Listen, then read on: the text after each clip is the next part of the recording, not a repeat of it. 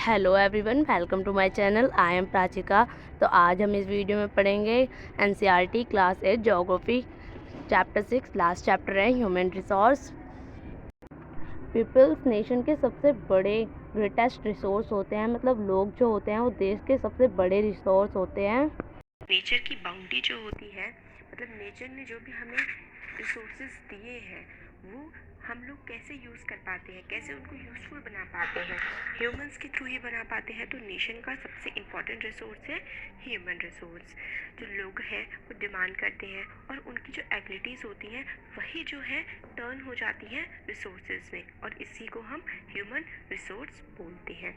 एक healthy, educated, motivated जो people हैं वो डेवलप कर सकते हैं resources as per their requirements. मतलब जो हेल्दी है, हेल्थ जिनकी अच्छी है, जिनके पास अच्छी एजुकेशन है और जो मोटिवेटेड है किसी काम को करने के लिए, वो लोग किसी भी चीज़ को एज ए रिसोर्स डेवलप कर सकते हैं। ह्यूमन रिसोर्स दूसरे अदर रिसोर्सेज की तरह इक्वली डिस्ट्रीब्यूटेड नहीं है पूरे वर्ल्ड में, और वो डिफ़र करते हैं। एजुकेशन लेवल जो होता है वो सबका अलग होता है, एज अलग होती है, जेंडर अलग होता है, जैसे कि कोई मेल है कोई फीमेल है, और जो उनका नंबर है और उनकी कैरेक्टरिस्टिक्स जो है वो भी कीप ऑन चेंजिंग है। अब हमें ये बता रहा है कि हमारी जो इंडियन गवर्नमेंट है उसके एक अंदर ह्यूमन रिसोर्स डेवलपमेंट मिनिस्ट्री है जो 1985 में स्टार्ट की गई थी, जिसका काम है लोगों को स्किल्स प्रोवाइड करना। अब इसमें एक छोटी सी पिक्चर है, फिर जैसे कि एक वो बोलता है कि मेरे विलेज में 1000 पीपल हैं, फिर जो पूरे वर्ल्ड में है 6.6 बिलियन पीपल है, इस टाइप से लोग बात करते हैं। अब डिस्ट्रीब्यूशन ऑफ पॉपुलेशन का मतलब है कि जो लोग हैं वो किस तरीके से पूरे वर्ल्ड में बटे हुए हैं या फिर डिस्ट्रीब्यूटेड है। जैसे कि हमारा जो साउथ एशिया वाला रीजन है, इंडिया, बांग्लादेश, पाकिस्तान, यहाँ पे जो पॉपुलेशन डेंसिटी है वो काफ़ी ज़्यादा है। पॉपुलेशन डेंसिटी हम इस चैप्टर में आगे पढ़ेंगे, पहले हम ये वाला देखते हैं। The way in which people are spread across the earth's surface is known as pattern of population distribution. लोग जिस तरीके से पूरी दुनिया में बटे हुए हैं उसी को हम pattern of population distribution कहते हैं। More than 90% of world's population जो रहती है वो 30% of land surface पर ही रहती है। मतलब जो 30% लैंड एरिया है उसी पर वर्ल्ड की 90% लोग रहते हैं। और डिस्ट्रीब्यूशन ऑफ पॉपुलेशन जो है वो पूरी दुनिया में बहुत ही अनइवन है, एक जैसा नहीं है, बिल्कुल अलग टाइप का। जैसे कि आप इस फिगर में देखिए, ये जो येलो येलो वाला जो पार्ट है, देखिए ये वाला जो है, ये येलो जो पार्ट है, ये वाला, ये रिप्रेजेंट करता है कि ये एशिया के लोग हैं, और इसके जो ऑरेंज वाला पार्ट है ये यूरोप, इस टाइप से रिप्रेजेंट करता है। हम देखते हैं कि क्या क्या है इसमें। हाँ, एशिया येलो वाला है, यूरोप जो है ये थोड़ा ऑरेंज वाला है, अफ्रीका वाला जो है ये पर्पल पर्पल वाला, ये अफ्रीका के लोग हैं। इतने लोग अफ्रीका में हैं अगर टोटल को हम ले तो। रेड वाला जो है वो है हमारे नॉर्थ अमेरिका का, ये ब्लू ब्लू सा जो है सेंट्रल एशिया, और एक है ओशिनिया। मतलब देखिए ओवरऑल अगर 100 लोग हैं तो उसमें से 50 से भी ज़्यादा लोग तो एशिया में ही रहते हैं। तो पॉपुलेशन का डिस्ट्रीब्यूशन कितना ज़्यादा अनइवन है। कुछ एरियाज़ जो होते हैं वो काफ़ी ज़्यादा क्राउडेड होते हैं, कुछ बहुत ही ज़्यादा कम पॉपुलेटेड होते हैं। जो क्राउडेड एरियाज़ है वो है साउथ एशिया में, साउथ ईस्ट एशिया, और थोड़ा यूरोप और नॉर्थ ईस्टर्न नॉर्थ अमेरिका में। और बहुत ही कम लोग रहते हैं हाई ऑल्टीट्यूड्स पे, जहाँ पे areas high altitudes areas, tropical deserts होते हैं, रेगिस्तान में कम लोग रहते हैं, हाई माउंटेन्स में और इक्वेटोरियल फॉरेस्ट में कम लोग रहते हैं। तो ये क्वेश्चन आ सकता है कि जो इंसानों की डेंसिटी है, ह्यूमन डेंसिटी जो है वो कहाँ पर सबसे ज़्यादा कहाँ पर होती है और सबसे कम कहाँ पर होती है। तो हमें इसमें सबसे कम बताया गया है कि सबसे कम कहाँ पर होती है, हाई लैटिट्यूडनल एरियाज़ में काफ़ी कम होती है, ट्रॉपिकल डेजर्ट में, हाई माउंटेन्स और एरिया ऑफ इक्वेटोरियल फॉरेस्ट में पॉपुलेशन डेंसिटी लोग काफ़ी ज़्यादा कम रहते हैं। ज़्यादा से ज़्यादा लोग रहते हैं इक्वेटर के नॉर्दर्न साइड में, सदर्न साइड में कम रहते हैं। और almost 3/4 of world people live in 2 continents, Asia and Africa. जैसे कि अगर हम लोग एक ऐसा करके सर्कल बनाएं, ऐसा करके, और ये देखिए तो 1 ये हो गया, 2 ये हो गया, 3 हो गया, 4 हो गया, 4 क्वार्टर्स में डिवाइड कर दिया, तो 3/4 कहाँ पे रहता है, एशिया और अफ्रीका में ही रहता है। तो इसमें अब हमें एक बार ये दिया हुआ है चार्ट पॉपुलेशन इन मिलियन कि कितने मिलियन में कितनी पॉपुलेशन है, और ये चार्ट तो शायद 2006 का दिया होगा, ये 2011 का सेंसस है, ठीक है। 2011 के सेंसस के अकॉर्डिंग चाइना की जो पॉपुलेशन है वो अराउंड 1300 प्लस मिलियंस है। इंडिया की पॉपुलेशन 1200 मिलियन है और इस तरीके से दिया गया है। देखिए इंडिया की, फिर पाकिस्तान भी इसमें आ जाता है टॉप 10 में और बांग्लादेश भी आ जाता है। मतलब जो साउथ एशिया वाला रीजन है उसकी पॉपुलेशन बहुत ज़्यादा है। ये हमने देख लिया था। अब ये डू यू नो वाला आता है जो हम डेंसिटी की बात कर रहे थे कि डेंसिटी ऑफ पॉपुलेशन क्या होती है। Average density of population in India is 382 persons पर स्क्वायर किलोमीटर। अब पॉपुलेशन डेंसिटी क्या होती है? पॉपुलेशन डेंसिटी होती है कि एक स्क्वायर किलोमीटर में कितने लोग रहते हैं। जितने लोग रहेंगे एक स्क्वायर किलोमीटर में उसको ही हम पॉपुलेशन डेंसिटी कहेंगे। Population density is the number of people living in unit area of earth surface. It is normally expressed in per square kilometre. एक स्क्वायर किलोमीटर में कितने लोग रहेंगे वही वहाँ की पॉपुलेशन डेंसिटी कहलाएगी। एवरेज पॉपुलेशन डेंसिटी जो वर्ल्ड की है वो है 51% पर स्क्वायर किलोमीटर। साउथ और सेंट्रल एशिया में हाईएस्ट डेंसिटी ऑफ पॉपुलेशन पाई जाती है। जैसे बताया था इंडिया, बांग्लादेश, पाकिस्तान में बहुत ज़्यादा लोग रहते हैं कम एरिया में। और इसको आगे फॉलो करता है ईस्ट और साउथ ईस्ट एशिया। मतलब सबसे ज़्यादा पॉपुलेशन डेंसिटी जो है वो एशियन नेशंस की ही है। अब फैक्टर्स जो इफेक्ट करते हैं डिस्ट्रीब्यूशन ऑफ पॉपुलेशन को वो है जियोग्राफिकल फैक्टर्स जो है काफ़ी ज़्यादा इंपॉर्टेंट। टोपोग्राफी मतलब कोई भी जगह किस तरीके की है, वो प्लेन है, वो हिल्स है, वो प्लेट्यूज है, वो भी काफ़ी ज़्यादा वेरी करता है। फिर किसी भी जगह का क्लाइमेट कैसा है, बहुत ज़्यादा गर्मी जहाँ पे पड़ती है और बहुत ज़्यादा ठंड जहाँ पे पड़ती है वहाँ पे बहुत कम लोग रहते हैं। मॉडरेट टेम्परेचर जो होता है वहाँ पे लोग रहना ज़्यादा पसंद करते हैं। एक्सट्रीमिटीज़ को लोग अवॉइड करते हैं, जैसे कि पोलर रीजन हो गया, रशिया, कनाडा, एंटार्क्टिक, वहाँ लोग नहीं रहते हैं। हॉट डेजर्ट्स में लोग नहीं रहते हैं। लोग एक्सट्रीम्स को अवॉइड करके नॉर्मल कंडीशंस में रहना पसंद करते हैं। ऐसी जगह बहुत ज़्यादा पॉपुलेशन डेंसिटी होती है जहाँ की सॉइल काफ़ी फर्टाइल होती है, जैसे कि Ganga Brahmaputra plains of India. यहाँ की सॉइल काफ़ी ज़्यादा फर्टाइल है, एग्रीकल्चर अच्छे से किया जा सकता है और इसलिए यहाँ लोग बहुत रहते हैं। इसी तरीके से नाइल जो रिवर है इजिप्ट में और चांगजियांग जो चाइना में और हुआंगी, इधर जो है पॉपुलेशन डेंसिटी अच्छी खासी होती है। यहाँ पे वाटर तो हम सबको चाहिए होता है बहुत सारे काम करने के लिए, इसलिए जहाँ पे वाटर की अवेलेबिलिटी अच्छी होती है वहाँ पर भी पॉपुलेशन डेंसिटी काफ़ी होती है।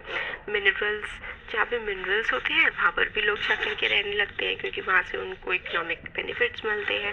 जैसे कि अफ्रीका में, साउथ अफ्रीका वाला जो रीजन है वहाँ पे डायमंड और प्लैटिनम, गोल्ड मिलता है, इसलिए वहाँ पे काफ़ी ज़्यादा लोग रहते हैं। अब ये हम लोगों ने देखे जियोग्राफिकल फैक्टर्स क्या क्या होते हैं। अब हम सोशल कल्चरल और इकोनॉमिक फैक्टर्स देखेंगे। सोशल फैक्टर्स क्या होते हैं? कहीं की जहाँ की हेल्थ कंडीशन अच्छी है, एजुकेशन अच्छी है, हाउसिंग अच्छी है, इंफ्रास्ट्रक्चर अच्छा है। इंफ्रास्ट्रक्चर मतलब रोड, रेलवे, एयर, इनका जो नेटवर्क है वो काफ़ी ज़्यादा अच्छा है, तो ऐसी जगहों पे लोग रहना पसंद करते हैं, जैसे कि पुणे हो गया, दिल्ली हो गया। अब कल्चरल फैक्टर्स जैसे कि जो रिलीजियस सिग्निफिकेंस से काफ़ी ज़्यादा जुड़े हुए होते हैं, जैसे कि वाराणसी है, जेरूसलम है ज्यूज़ के लिए, वेटिकन सिटी है क्रिश्चियंस के लिए, तो इसलिए कैथोलिक लोग क्रिश्चियंस जो है उनके लिए, तो ऐसी कल्चरल सिग्निफिकेंस वाले प्लेसेस में भी काफ़ी ज़्यादा लोग आकर के रहने लगते हैं। इकोनॉमिक बेनिफिट्स, जहाँ से आप पैसा कमा सकते हैं वहाँ पर ही तो रहोगे लाइवलीहुड चलाने के लिए, तो इसीलिए क्या होता है जो इंडस्ट्रियल एरियाज बन जाते हैं वहाँ पर जहाँ पे एम्प्लॉयमेंट अपॉर्चुनिटीज़ अच्छी होती है वहाँ पर भी लोग आके रहने लगते हैं, जैसे Mumbai, Delhi, Osaka in Japan. Population change कैसे होता है? पॉपुलेशन चेंज के वेरियस फैक्टर्स हैं।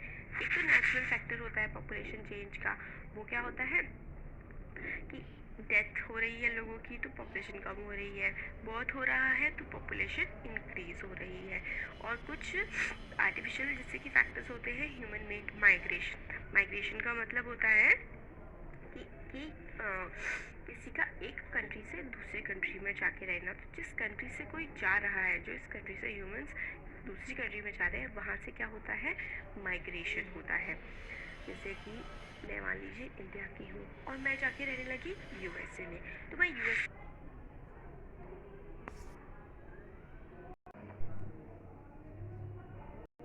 को माइग्रेट कर रही हूँ अपने कंट्री से। एक दूसरी चीज़ होती है एमिग्रेशन। अगर मैं इंडिया से यूएसए जा रही हूँ तो मैं इंडिया से एमिग्रेट हो रही हूँ, इंडिया से मेरा एमिग्रेशन हो रहा है। तो माइग्रेशन कहाँ होता है? जिस जगह हम पहुँचते हैं, और एमिग्रेशन जिस जगह हम रहते हैं उस जगह से एमिग्रेशन होता है। बर्थ रेट क्या होते हैं? बर्थ रेट होता है जो मेजर किया जाता है नंबर ऑफ लाइव बर्थ पर 1000 पीपल, मतलब कितने बच्चे पैदा हुए हैं जो जिंदा रहे हैं पर 1000 लोगों के ऊपर। और जो डेथ रेट होता है is the number of deaths पर 1000 पीपल, मतलब कितने लोगों की डेथ हुई है पर 1000 जो जिंदा पीपल है उनके। तो माइग्रेशन हम लोगों ने देख लिया। नेचुरल ग्रोथ रेट क्या होता है? Difference between birth rate and death rate of a country is called natural growth rate. मतलब नेचुरली अगर कोई एमिग्रेशन और माइग्रेशन वाली कंडीशंस ना आए तो नेचुरल ग्रोथ कैसे हो सकती है? जितने लोगों की डेथ हो रही है, जितने लोगों की बर्थ हो रही है, उनका डिफरेंस से हम लोग नेचुरल ग्रोथ रेट निकाल सकते हैं। पॉपुलेशन जो काफ़ी ज़्यादा रैपिडली इंक्रीज हुई है वर्ल्ड की, देखिए अगर हम लोग 500 BC में देखें तो अगर 100 मिलियन लोग थे, तो जब हम लोग जीरो एनल बनाए, जब क्राइस्ट का बर्थ हुआ उसको हम जीरो मान देते हैं, उसमें 170 हो गई।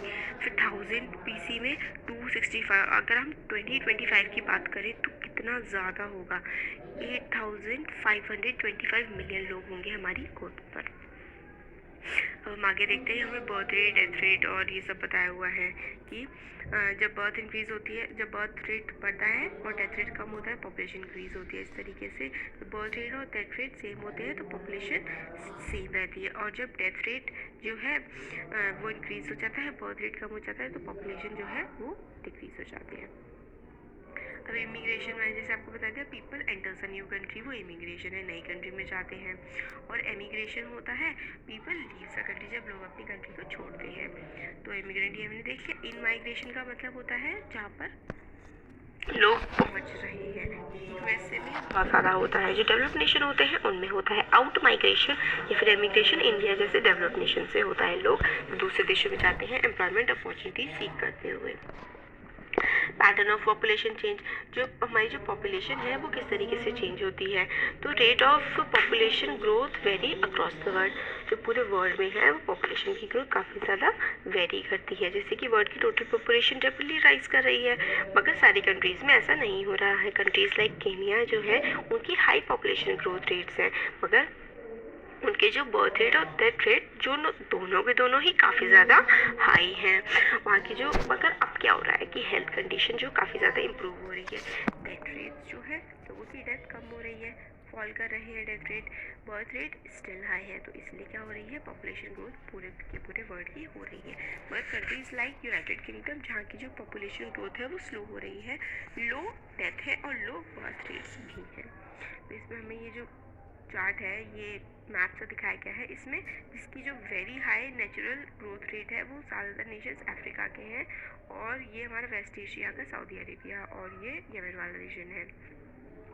और फिर उसके बाद मॉडरेट वाले में क्या क्या आता है, काफ़ी सारी कंट्रीज आती है, जैसे मैक्सिको हो गया, Venezuela, Peru, Bolivia south America में, और फिर ये अफ्रीका की काफ़ी ज़्यादा लिबिया और इजिप्ट, सूडान, ये वाला एरिया, मेडागास्कर, पाकिस्तान, अफ़गानिस्तान और साउथ ईस्ट एशिया, इस टाइप से ये सब आते हैं। पॉपुलेशन कंपोजिशन कैसा होता है, पॉपुलेशन कंपोजिशन में हमें बताते हैं काउंटेड है वहाँ पे कौन सी एज ग्रुप के लोग रहते हैं। जैसे कि जापान वो काफ़ी ज़्यादा पॉपुलेशन डेंसिटी है, और बांग्लादेश में भी है, मगर जापान जो है वो काफ़ी ज़्यादा डेवलप्ड है as compare to Bangladesh.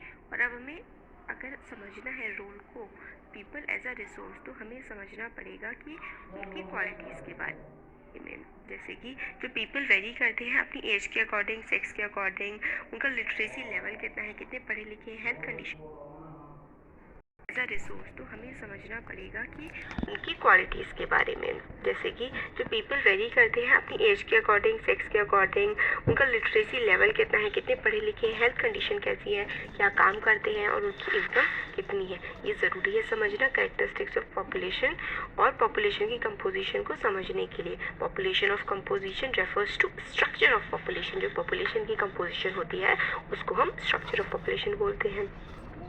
Composition जो है पॉपुलेशन की वो हमें हेल्प करती है ये जानने के लिए कि कितने मेल्स और कितने फीमेल्स रहते हैं और किस एज ग्रुप को वो बिलोंग करते हैं, वो कितने एजुकेटेड है, वो कितना क्या ऑक्यूपेशन करते हैं, क्या काम करते हैं और एम्प्लॉयड है, इनकम क्या है, उनकी हेल्थ की कंपोजिशन क्या है, हेल्थ की कंडीशन क्या है, sorry.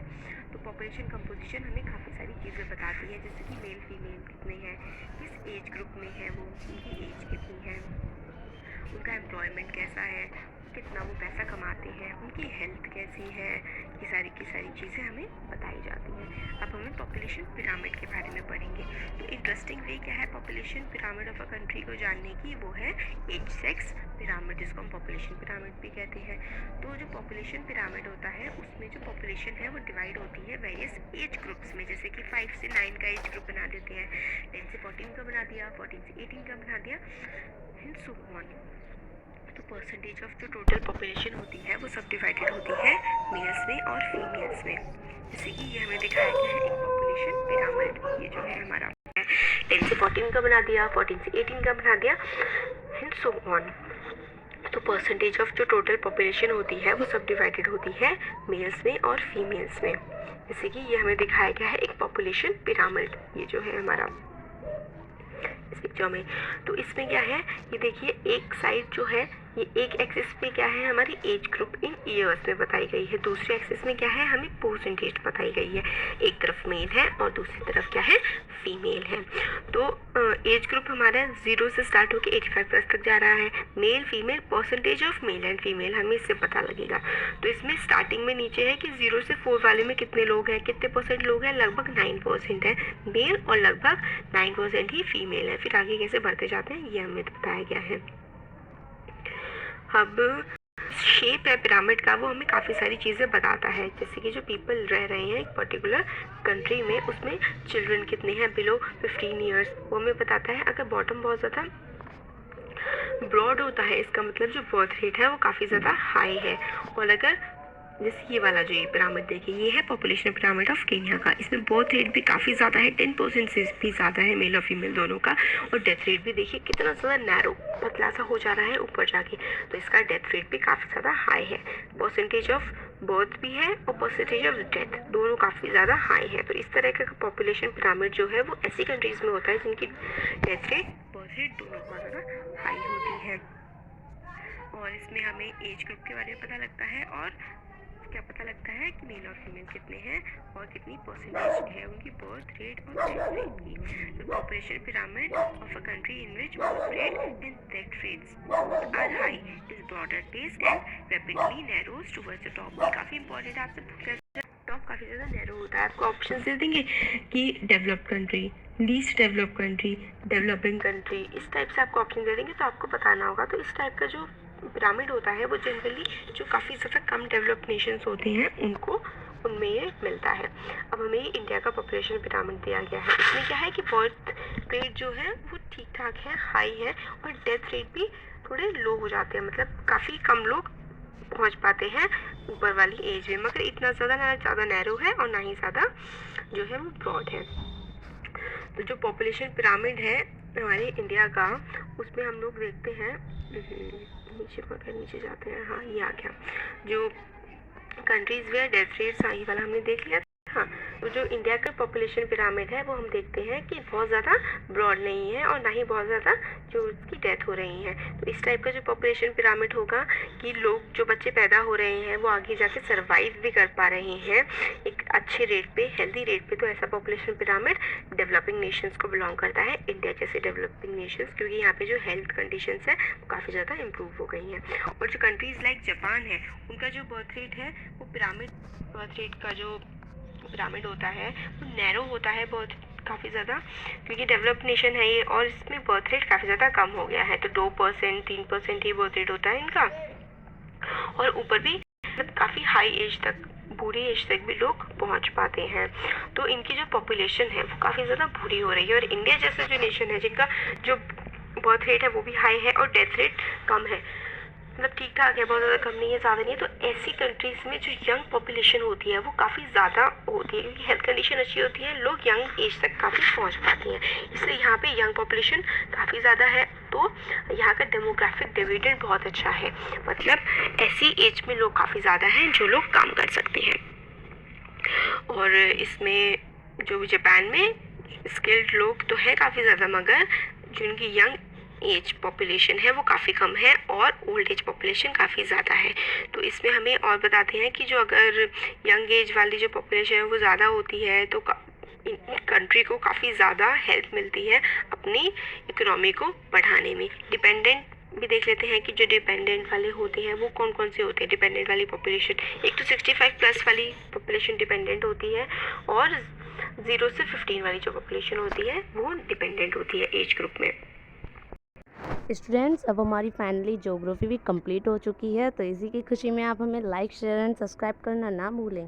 Thank you for watching my